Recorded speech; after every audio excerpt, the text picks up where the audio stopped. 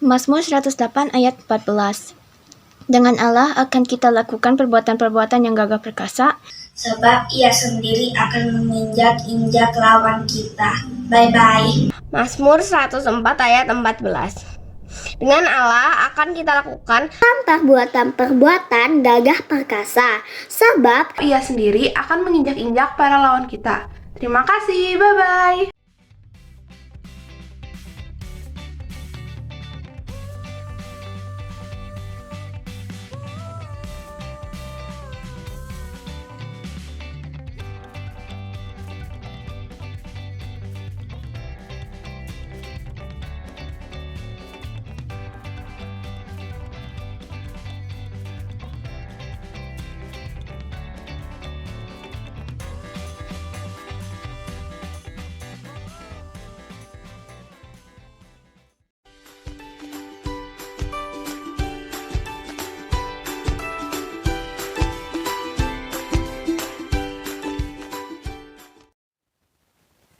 Shalom anak-anak, Tante harap semua anak-anak dalam keadaan sehat ya.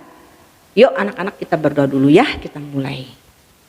Bapa kami yang ada di dalam kerajaan surga, sungguh hati kami penuh ucapan syukur, di mana pada saat ini semua anak-anak diberikan kesehatan, kekuatan untuk siap mengikuti ibadah online. Tuhan urapi kami semua dengan Roh Kudus Tuhan, pimpin dari pertengahan awal sampai akhirnya. Biarkanlah mampukan kami untuk menjadi anak-anak yang taat dan setia akan firman Tuhan. Tuhan pimpin sertai dengan kuasa Roh Kudus-Mu. Terima kasih Tuhan, haleluya, amin. Anak-anak, kita keluarkan suara kita ya. Kita siap dengan semangat memuji dan memuliakan nama Tuhan.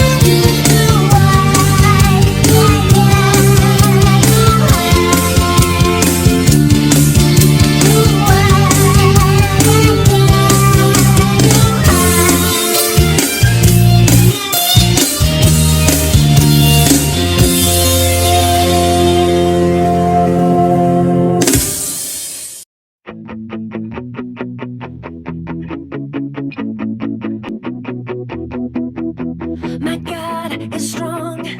He'll do anything big or small. Nothing is impossible for a super wonderful God. Every day I can know God is always there for me and my family. Every day I can know greater is the one who lives inside me. Super big, super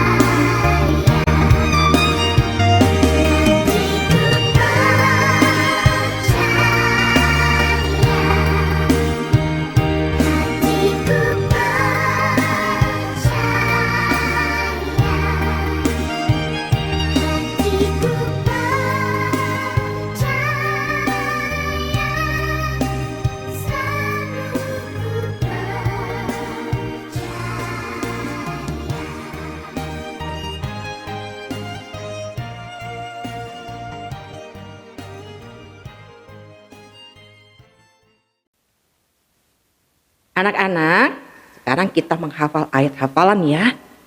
Ayat hafalan dari Lukas 6 ayat 27b. Kasihilah musuhmu, berbuatlah baik kepada orang yang membenci kamu. Ulangi ya, Lukas 6 ayat 27b. Kasihilah musuhmu, berbuatlah baik kepada orang yang membenci kamu. Jesus loves me, this I know, for the Bible tells me so. Daud pergi dari sana, lalu tinggal di kubu-kubu gunung di En-Gedi. Ketika Saul pulang sesudah memburu orang Filistin itu, diberitahukanlah kepadanya demikian. Ketahuilah, Daud ada di padang gurun En-Gedi. Kemudian Saul mengambil 3.000 orang yang terpilih dari seluruh orang Israel, lalu pergi mencari Daud dan orang-orangnya di gunung batu kambing hutan.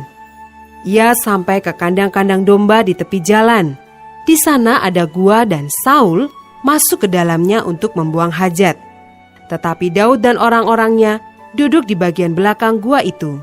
Lalu berkatalah orang-orangnya kepada Daud, "Telah tiba hari yang dikatakan Tuhan kepadamu. Sesungguhnya aku menyerahkan musuhmu ke dalam tanganmu. Maka perbuatlah kepadanya apa yang kau pandang baik." Maka Daud bangun, lalu memotong punca jubah Saul dengan diam-diam. Kemudian berdebar-debarlah hati Daud, karena ia telah memotong punca Saul. Lalu berkatalah ia kepada orang-orangnya, "Dijauhkan Tuhanlah kiranya daripadaku untuk melakukan hal yang demikian kepada tuanku, kepada orang yang diurapi Tuhan, yakni menjamah dia, sebab dialah orang yang diurapi Tuhan." Dan Daud mencegah orang-orangnya dengan perkataan itu. Ia tidak mengizinkan mereka bangkit menyerang Saul. Sementara itu Saul telah bangun meninggalkan gua itu, hendak melanjutkan perjalanannya. Anak-anak, semakin lama, semakin Daud diberkati oleh Tuhan. Daud ini diberkati Tuhan karena setiap bertempur, Daud ini diberikan kemenangan. Dan kemenangan yang Tuhan berikan kepada Daud ini kemenangan yang gilang gemilang. Nah, anak-anak, pada suatu kali ada orang-orang perempuan Israel. Banyak mereka menyongsong, menyambut, mengagung-agungkan Daud. Dan pada saat itu Raja Saul juga ada di situ. Perempuan-perempuan Israel ini menari-nari, menyanyi sambil memukul rebana. Dan juga perempuan-perempuan Israel ini bersorak-sorai, bersukacita sambil berkata berbalas-balasan. Saul mengalahkan beribu-ribu musuh. Daud mengalahkan berpuluh-puluh ribu musuh atau berlaksa-laksa. Nah, anak-anak, hati daripada Saul ini menjadi sangat marah, jengkel sekali. Karena apa? Karena perempuan-perempuan Israel itu memperhitungkan Saul memenangkan musuh hanya beribu-ribu. Tetapi Daud diperhitungkan berpuluh-puluh ribu. Wah, berarti Daud ini sangat hebat, bisa mengalahkan Saul.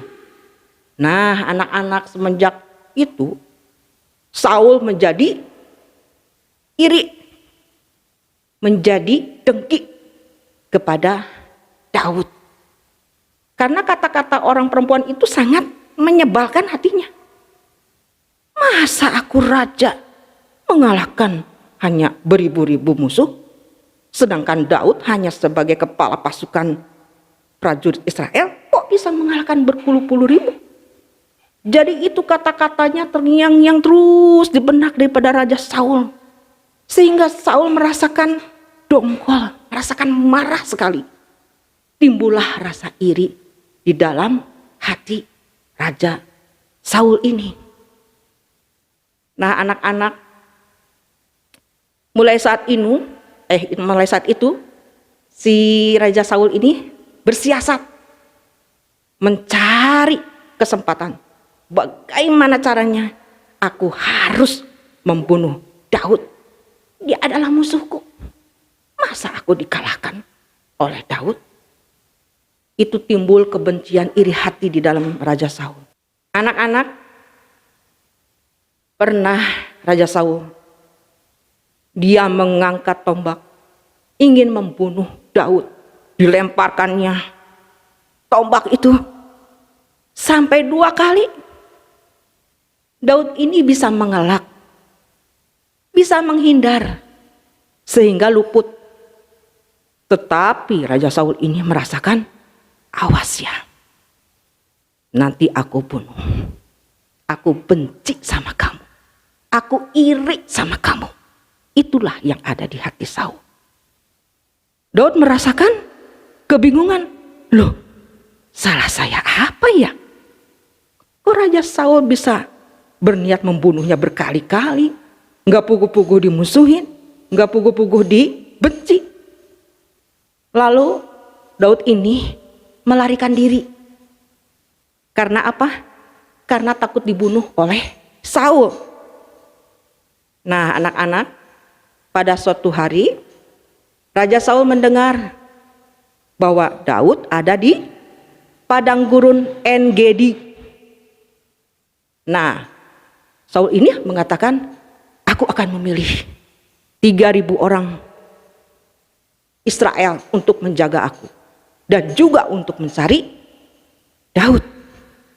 Nah, anak-anak, lalu pergilah Saul dengan 3.000 pasukan mau mencari Daud. Nah, anak-anak, ketika di perjalanan, tiba-tiba Raja Saul merasakan sakit perut. Dia mengadu-ngadu, perutnya mungkin mules ya. Sakitnya gak ketahan. Aduh, sakit perutku kemana? Dia mencari-nyari tempat. Aduh, di mana tempatnya ya? Aku ingin BAB, pengen buang air besar. Dia memegang perutnya melilit sekali. Dia mencari-cari tempat di mana nih? Di mana ya? Akhirnya dia melihat gua. Dia masuk ke dalam gua itu. Dan anak-anak, di belakang gua itu ada Daud bersama orang-orangnya atau teman-temannya. Lalu dengan cepat-cepat si Raja Saul ini masuk ke dalam gua karena udah kebelet. Dan udah masuk. Dia BAB di dalam gua. Dan Daud bersama orang-orangnya atau teman-temannya masuk ke dalam gua. Lalu orang-orangnya berkata, Daud, Raja Saul, dia lagi sendiri. Kan dia raja yang jahat, mau membunuh kamu. Udah berapa kali dia berbuat jahat kepada kamu. Bunuhlah sekarang. Gak ada orang, dia hanya sendirian. Sok bunuh. Lalu Daud mengatakan, shh, diam, tenang, kata Daud. Lalu apa yang terjadi anak-anak? Daud ini mengendap-endap, ya mengendap-endap gitu, mendekati Saul. Sambil hatinya sambil berdebar-debar anak-anak. Ada rasa takut juga ya ngedeketin Saul ini. Lalu setelah itu ujung jubahnya dipotong sama Daud ini. Berhasil. Tapi itu anak-anak, rasa deg-degannya berdebar-debar si Daud. Aduh, merasakan apa? Merasakan ketakutan juga ya. Akhirnya kepotong itu ujung jubahnya Saul ini. Lalu Daud berkata, nih teman-teman, lihat, aku sudah memotong ujung jubahnya. Kamu mah bodoh. Masa kamu dijahatin gak mau dilawan? Kamu mah bodoh. Ada kesempatan. Kenapa gak dilawan? Kan dia jahat sama kamu. Lalu Daud berkata, aku tidak mau walaupun aku mempunyai kesempatan. Dengan mudah aku bisa membunuh Saul. Tetapi aku tidak mau menggunakan kesempatan untuk membunuh Saul. Karena Saul adalah raja yang diurapi oleh Tuhan. Saya tidak mau, kata Daud. Oh ya udahlah, kata teman-temannya. Kalau begitu ya sudah. Dan akhirnya ujung jubah Saul ini dipegangnya. Nah, keluarlah si Saul. Aduh, lega. Perutku lega sekarang. Udah plong. Karena dia merasakan sudah beres. Buang air besarnya. Udah, aku akan meneruskan lagi perjalanan, kata Saul. Lalu Saul keluar dari gua itu, berjalan. Nah, ketika berjalan,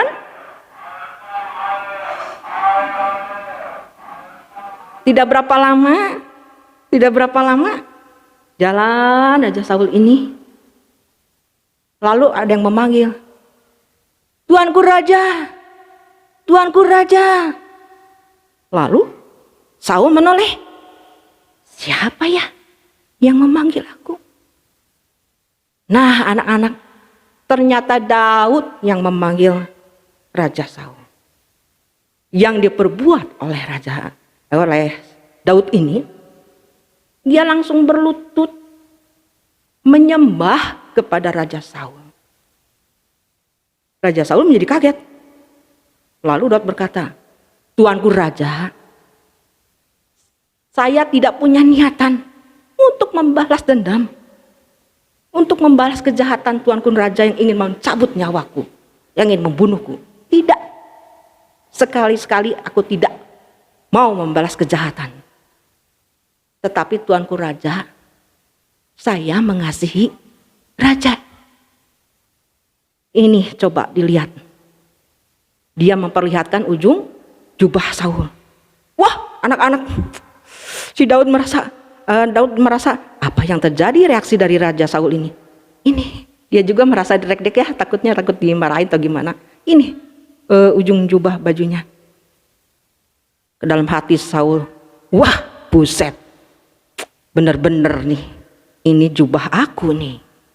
Berarti kalau aku tadi di dalam gua itu, aku bisa mati. Aku bisa dibunuh oleh Daud. Karena aku sendirian. Dianya merasa gemeter juga, Raja Saul. Kenapa ya? Bisa aku tidak terasa. Jubahku bisa dipotong. Tetapi akhirnya Saul ini menyadari akan segala kejahatannya. Dia hanya diam saja. Dari situ Saul mengerti bahwa Daud ini memang orangnya baik. Walaupun sudah dijahati, mau dibunuh, tetapi dibalas dengan kebaikan, dibalas dengan kasih. Nah anak-anak, kita juga harus mengikuti teladan dari Daud ya. Jangan membalas kejahatan dengan kejahatan, tetapi membalas kejahatan dengan kebaikan. Anak-anak, Tuhan Yesus banyak yang menyakiti hati Tuhan. Banyak yang menyakiti hati Tuhan. Tetapi Tuhan mengasihi. Tuhan mengampuni. Dia rela mati di kayu salib. Bangkit pada hari ketiga. Naik ke surga. Menyediakan tempat buat kita semua. Dan anak-anak pada saat ini, teladan yang Tuhan berikan adalah kita harus mau mengampuni musuh kita. Seperti yang tadi ayat hafalan. Kasihilah musuhmu. Wah tante, mana bisa aku mengasihi musuhmu? Musuh kita kan itu jahat tante. Musuh saya ini benar-benar menjengkelkan, menyebalkan hati. Mana bisa saya mengasihi musuh saya? Tetapi anak-anak, ini perintah Tuhan. Walaupun orang yang memusuhi kita itu menjengkelkan, menyebalkan, berbuat jahat, kita harus balas dengan kasih. Kita harus balas dengan mengasihinya. Bahkan ayat berikutnya, berbuatlah baik kepada orang yang membenci kamu. Wah, Susah atuh tante. Kalau saya bisa sayang sama orang yang kita sayang. Itu mah kata dunia. Kita bisa berbuat baik kepada orang baik, apa jasanya? Nggak ada. Jadi kita sebagai anak Tuhan harus mengalahkan kejahatan dengan kebaikan.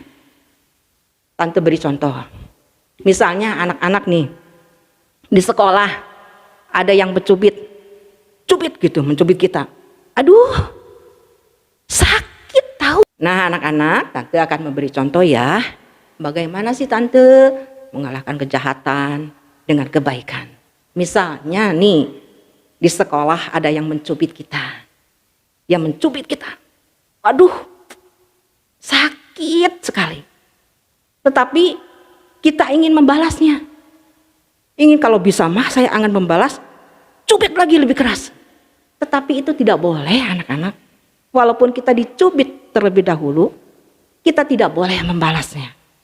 Kita harus mendoakannya supaya suatu saat nanti orang yang mencubitnya ini sadar dan bertobat. Karena itulah tujuan anak Tuhan. Jangan membalas kejahatan dengan kejahatan, tapi kejahatan dengan kebaikan. Begitupun di dalam kehidupan anak-anak ya.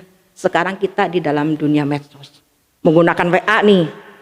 Kalau ada komen-komen kita, misalnya anak-anak memberikan renungan atau memberikan apa, ada orang-orang yang nyebelin gitu. Dia memberikan emo begini. Anak-anak jangan marah. Karena begini ini jungkir ini jelek gitu. Jadi anak-anak jangan membalas dengan emo, wah saya akan kasih begini berapa? 3, 4 gitu. Jangan ya. Melainkan kita harus balas dengan emo yang begini. Kalau ada orang yang membuli kita dengan memberikan emo-emo yang melet-melet ya, seolah-olah yang meledek kita, jangan dibalas. Kita balas dengan emo yang tersenyum. Kita balas dengan emo yang gambar hati atau stiker hati. Nah, lama-kelamaan orang itu akan malu sendiri, akan sadar dan bertobat. Coba kalau kita kalau orang itu memberikan emo yang jelek, kita balas lagi. Nggak ada habisnya. Nah anak-anak, kita sebagai anak-anak Tuhan memang tidak mudah mengalahkan kejahatan dengan kebaikan. Dengan menurut kekuatan kita sendiri nggak mampu. Tetapi Tuhan baik. Dengan kekuatan Roh Kudus kita diberikan kekuatan untuk mengalahkan kejahatan dengan kebaikan. Anak-anak seperti dalam firman Tuhan, kita harus mengasihi musuh. Mendoakan musuh kita, minta berkat untuk musuh kita, dan kita memperlakukan mereka dengan kebaikan. Maka apa upahnya? Kita akan seperti Daud, diberkati Tuhan. Kalau kita membalas kejahatan dengan kebaikan, upahnya kita diberkati Tuhan, disertai Tuhan. Seperti Daud disertai berkemenangan, kita juga sama. Diberkati Tuhan, disertai Tuhan, diberikan kemenangan, diberikan perlindungan, diberkati Tuhan dengan melimpah. Mari anak-anak ya, mulai saat ini kita belajar mengasihi musuh kita, mengampuni, mendoakannya, memintakan berkat, dan membalas dengan kebaikan. Itulah yang Tuhan ajarkan. Yuk kita praktekkan dalam kehidupan sehari-hari ya. Kita percaya berkat Tuhan melimpah atas hidup kita anak-anaknya. Nah anak-anak, sebentar kita akan melihat videonya ya bersama-sama. Raja Saul mengejar Daud. Sumber dari Alkitab Perjanjian Lama, Kitab 1 Samuel pasal 24 ayat 1 sampai 23.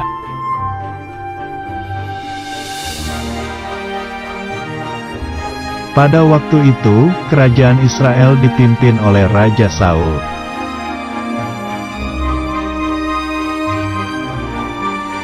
Raja Saul adalah raja pertama dari kerajaan Israel.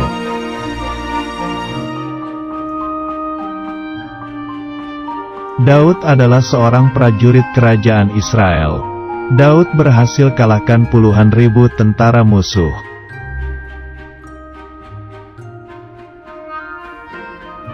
Raja Saul merasa iri hati karena Daud lebih hebat, lalu Raja Saul melemparkan tombak menangkap Daud.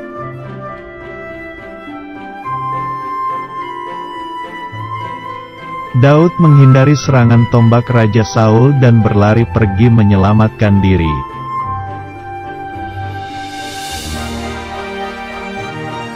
Kemudian Daud bersembunyi di dalam gua gunung batu.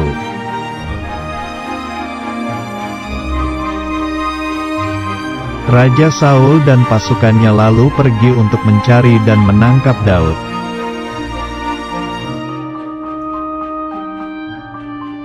Tiba-tiba Raja Saul ingin beristirahat di dalam gua dan para pasukannya berjaga di luar gua.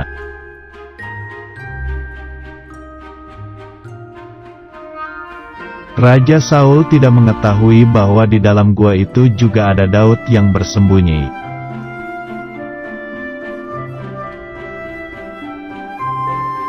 Ketika Raja Saul sedang beristirahat, Daud mempunyai kesempatan untuk melukai raja.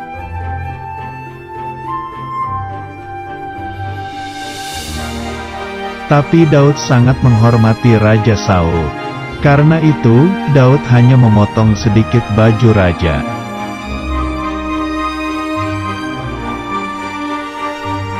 Kemudian Raja Saul bangun dari istirahatnya dan pergi keluar dari dalam gua itu.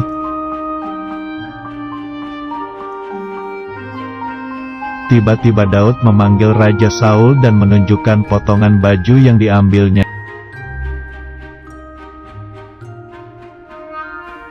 Walaupun Raja Saul sangat jahat kepada Daud, tetapi Daud tetap mengasihi Raja Saul.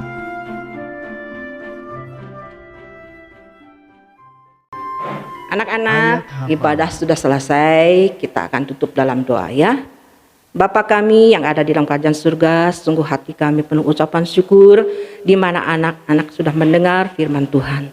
Firman Tuhan mengajarkan anak-anak harus belajar mengikuti perintah Tuhan, yaitu mengalahkan kejahatan dengan kebaikan, mengasihi musuh, berbuat baik kepada orang yang membenci anak-anak. Biarlah anak-anak ini melakukan firman Tuhan. Kepada orang yang jahat, kita harus mengasihi, mengampuni, mendoakan, memberkati, memberikan perlakuan yang baik, supaya suatu saat nanti orang yang berbuat jahat itu bertobat dan menjadi milik Tuhan. Mampukan anak-anak Tuhan untuk melakukan firman Tuhan ini dalam kehidupan mereka sehari-hari. Tuhan berkati semua mama papahnya. Tuhan berkati tim inti rumah roti. Berkati juga bangsa kami Indonesia. Tuhan berkati lawat Indonesia. Suatu saat nanti penuaian jiwa besar-besaran terjadi atas bangsa ini. Berkati presiden kami, berkati Pak Jokowi, kesehatan, kekuatan untuk memimpin bangsa Indonesia dengan sebaik mungkin. Terima kasih Tuhan, kami percaya Tuhan memberkati bangsa kami Indonesia. Terima kasih Tuhan, kami sudah berdoa dan mengucap syukur. Haleluya, amin. Tuhan Yesus memberkati.